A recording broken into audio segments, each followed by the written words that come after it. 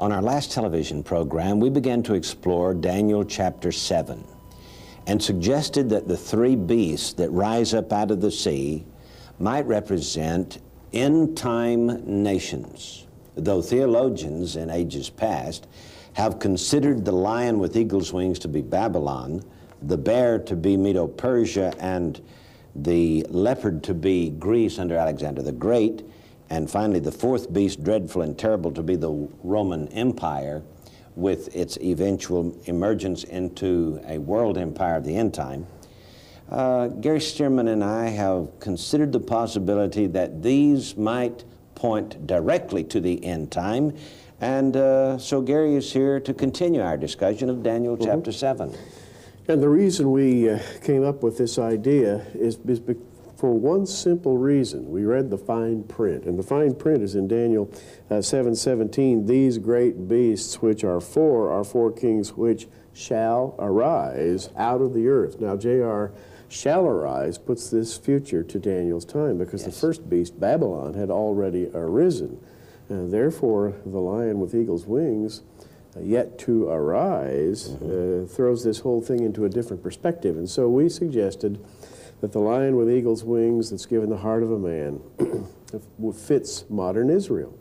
And the bear, of course... And the reason, of course, is the lion is the symbol of the tribe of Judah. Yeah, and the bear, of course, symbolizes the Russians, and there's never been a problem with that. And the leopard as Germany, many have conjectured this, and so we're not so far afield from what others have already said, but what we have then is three latter-day nations which just happen to be the three major players in World Wars I and II. World War I, Germany. Israel arose out of World War I, the promise of Israel, the Balfour Declaration. Also at the time of World War I, the Bolshevik Revolution, 1917, the rise of communism, the bear. And then in World War II, again, the major players were Russia, and that is the bear, and Germany, the leopard, and Israel rose out of World War II, out of the ashes of World War II, to go back to the land and to be founded as a nation. So we have a latter-day scenario leading up to that fourth beast. Now, let's talk about the bear and the leopard for just a moment, because the bear has three ribs in its mouth. Right. And there are two possibles for these three ribs. The first one, of course, is Gentile domination of Eastern Europe by Russia, and China by Russia, and Africa by Russia, and these did come about. However, three other possible ribs could make them, shall we say, kosher ribs. That is, persecutions of the Jews. There was the pogroms under the czars before the turn of the century. And then there was the persecution of the Jews under Stalin and those who followed him when the Jews could not leave, could not go home to the Promised Land. And you recall when finally the Jews were allowed to go home in the last decade to the Promised Land, how that hundreds of thousands of them boarded airplanes for the flight to Israel.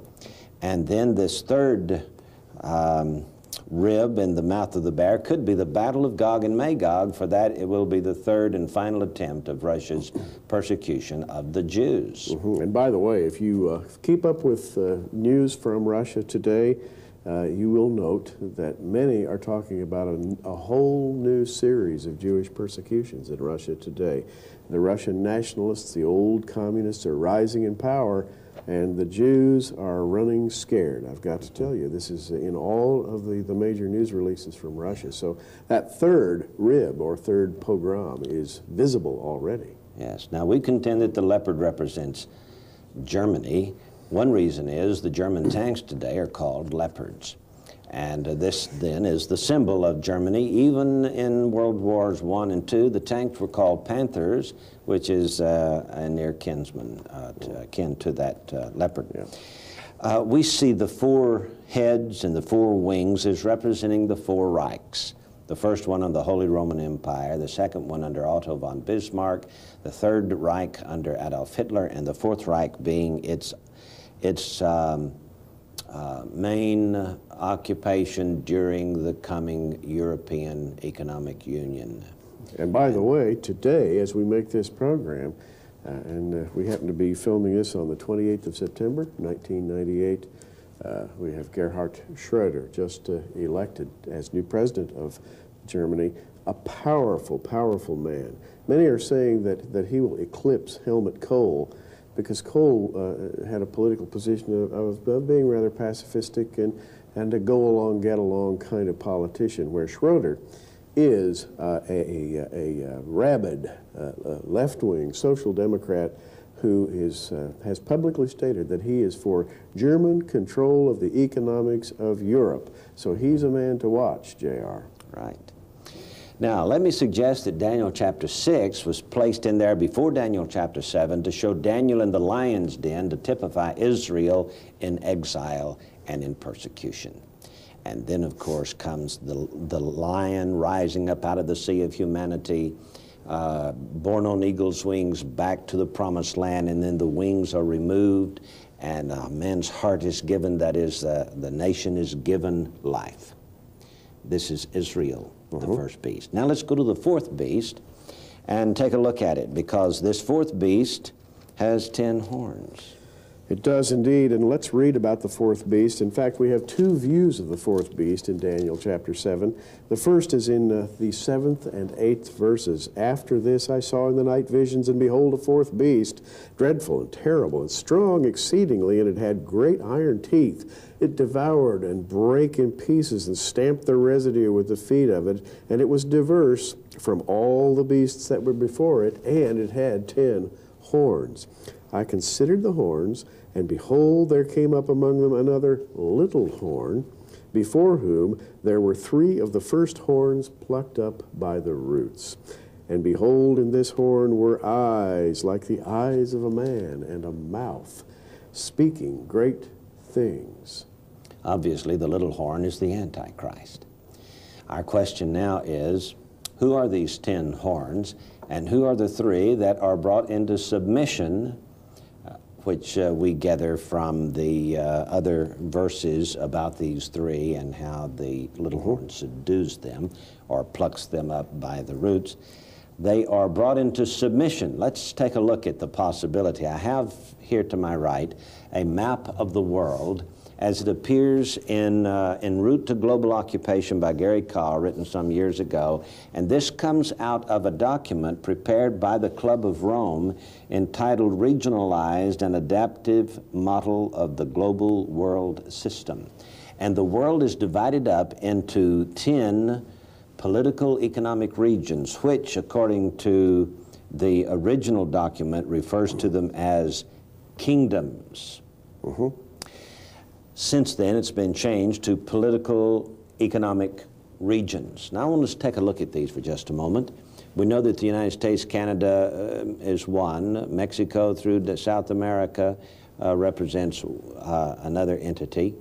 We've got South Africa down here with Australia as number 4. It's kind of interesting that it's divided away from the rest of Africa. The heartland of Africa is number 8 here, and then the northern coastline of Africa, which would be the Islamic nations there, including Libya and Tunisia and Egypt. And Israel. And Israel and the Arab countries, they're all considered to be a region of their own. Israel's right there in the middle of the Arabs, and it is a part of this political region.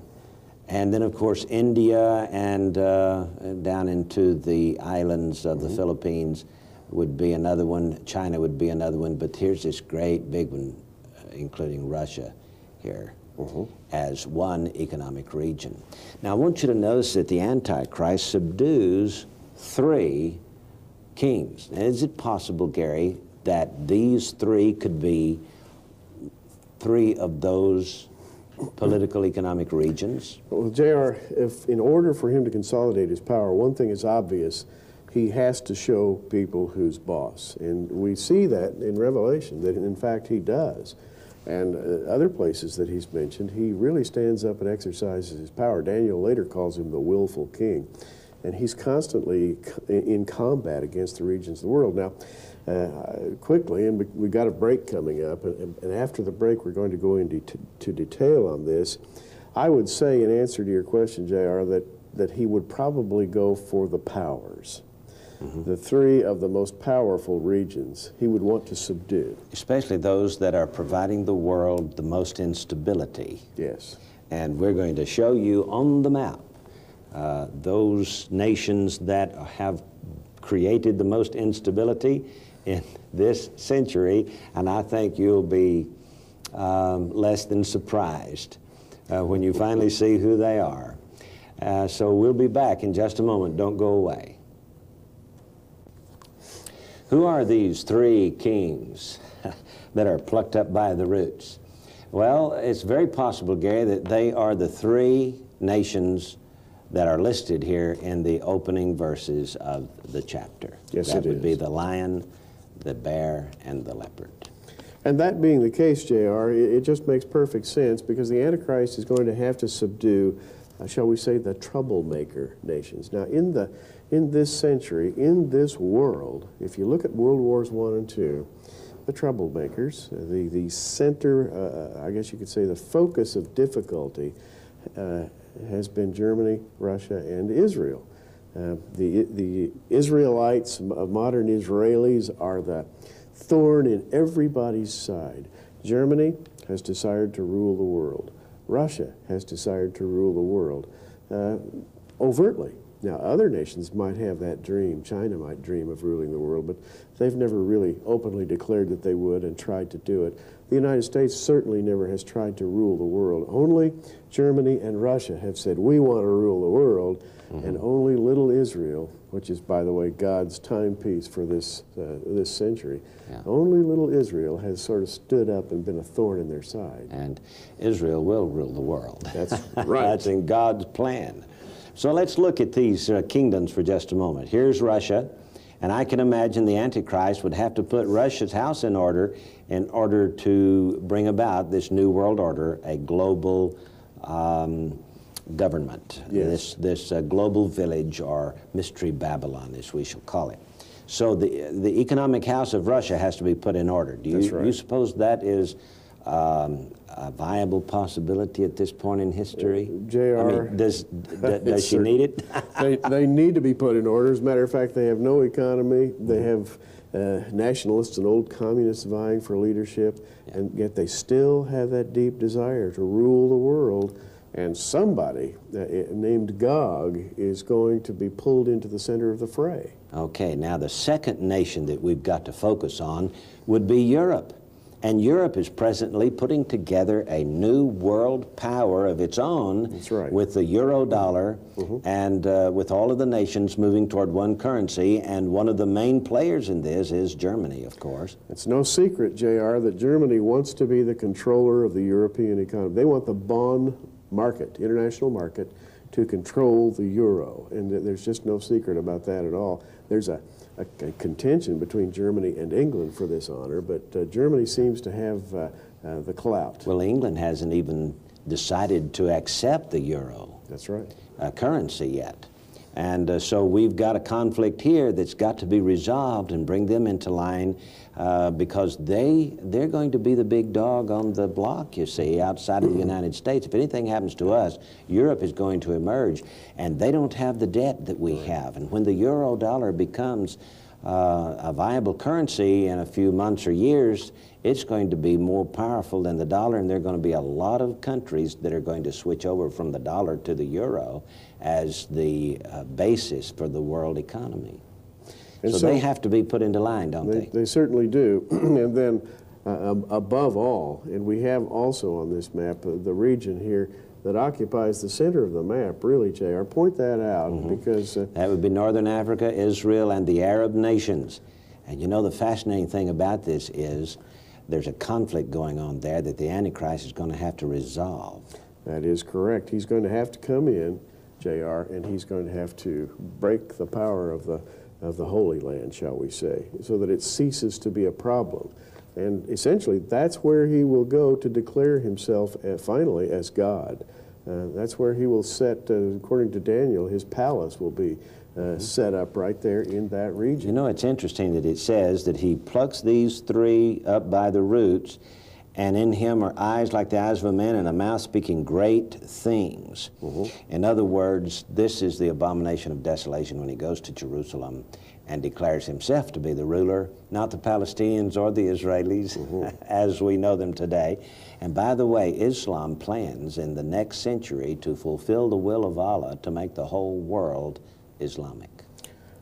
True enough. They've got to be put into their place. So these are three trouble spots that I see mentioned right here when the Antichrist rises above them and brings them into line along with the rest of the world. The rest of the world will be a piece of cake. And so we propose, as those three kings, the lion with the heart of a man, being the lion of the tribe of Judah, and we propose the bear, Russia, or shall we say Mr. Gog, and we propose the leopard as the leader of the Euro, the now called Euroland, and that leopard, Germany. And those are the three troublemakers of this century.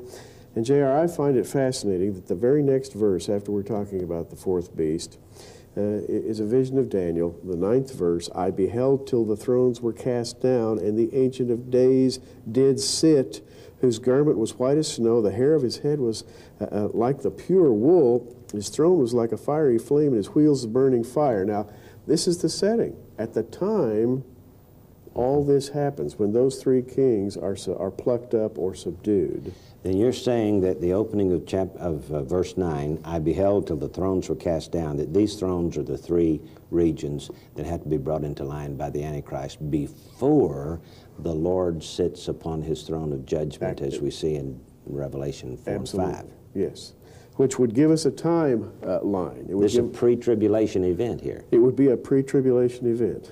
That is to say, the events working up to the time of judgment would be the establishment of the fourth beast and the unseating of these three powers subdued by the little horn, the mouth speaking great things, who would be the Antichrist. And then in verse 9, Daniel says, I was watching this till those thrones, and I think those are the three thrones, were cast down.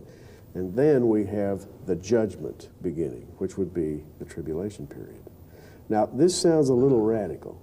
I realize. Well, now, the Ancient of Days sitting here is well, there are 10 days to Yom Kippur. Right. And so if this is Rosh Hashanah that we're looking at here, or a Rosh Hashanah event. Exactly, the judgment that prophetically looks to God sitting upon his throne of judgment. And by the way, there may be some watching who wonder why we say this is a Rosh Hashanah event, but in verse 10, it says the judgment was set and the books were opened. One of the events of Rosh Hashanah is the opening of the books for judgment. Yes. So that's why we say that. And then we see in verse 13, one like the Son of Man came with the clouds of heaven, came to the Ancient of Days, and they brought him near before him, and there was given him dominion and glory and a kingdom that all people, nations, and languages should serve him, and his dominion is an everlasting dominion which shall not pass away, his kingdom that which shall not be destroyed.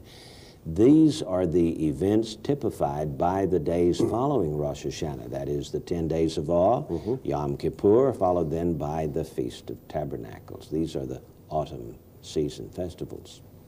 And we have then a latter-day lineup of powers. Three of the powers that have been big players in this century have to be subdued by the Antichrist. We've named those powers.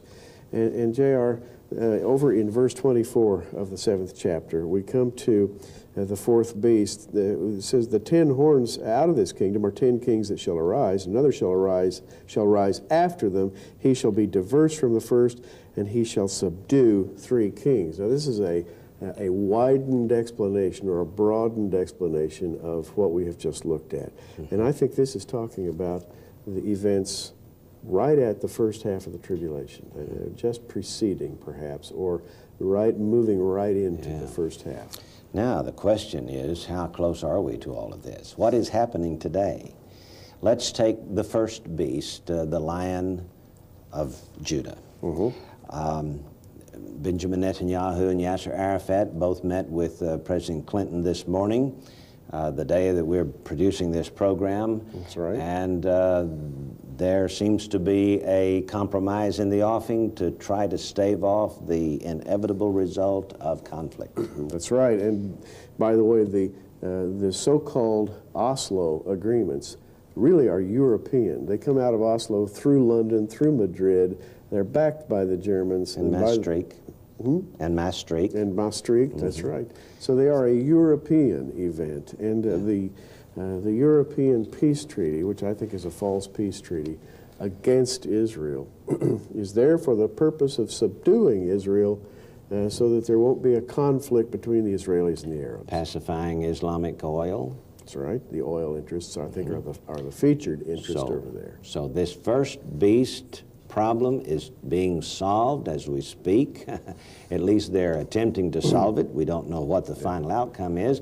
But then there's Russia today with the economic collapse of Russia, and with Primakov being appointed just a few days ago. And then there's Germany with the new head of Germany today. I mean, we could be so close to the beginning of this whole thing. It is just really awesome to contemplate. And you know, this is the awe-inspiring part of the book of Daniel. He is writing about these four beasts which shall arise out of the earth. Now, I think we are living in the time during which they have arisen, the time when nation would clash against nation and kingdom against kingdom.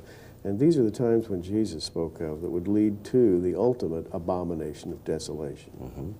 Which he commits, I think, in verse 25 when he speaks great words against the Most High and wears out the saints of the Most High and thinks to change times and laws. Wow, it's a fascinating study. We'll be back in just a moment. The little horn of Daniel 7 is none other than the Antichrist, the one who is going to take over the Middle East and hopefully or he hopes, the whole world. It says in verse 25, he'll speak great words against the Most High. This will be a contempt for God, wouldn't it? It will. We've all read about the Antichrist who stands up in the holy place and proclaims himself to be God. And J.R., this 25th verse also talks about the fact that he contends against God's saints. And this would be during the tribulation period. And we have here mentioned a time and times and the dividing of time in this 25th verse. This is when he's doing all this. So I would propose this to be the last half of the tribulation period. Yes. So we've got, the only time we have here, by the way, that is mentioned is this 3.5 years. But we do have a clue given when the Ancient of Days did sit and the judgment was set and the books were open. That's Rosh Hashanah. Absolutely. Now, Rosh Hashanah is traditionally the time when the high priest administers the rituals of the days of awe, and the books are always opened. In fact, that's the fundamental part of Rosh Hashanah. Yeah. So there are 10 days between Rosh Hashanah and Yom Kippur, and to me, this is the time when all of this is going to be played out. It is a period of 10 days, which I think represents 10 years, Gary.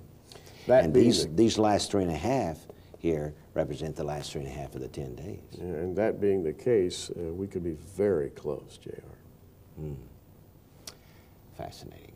Well, this is J.R. Church and Gary Stearman. Until next time, keep looking up.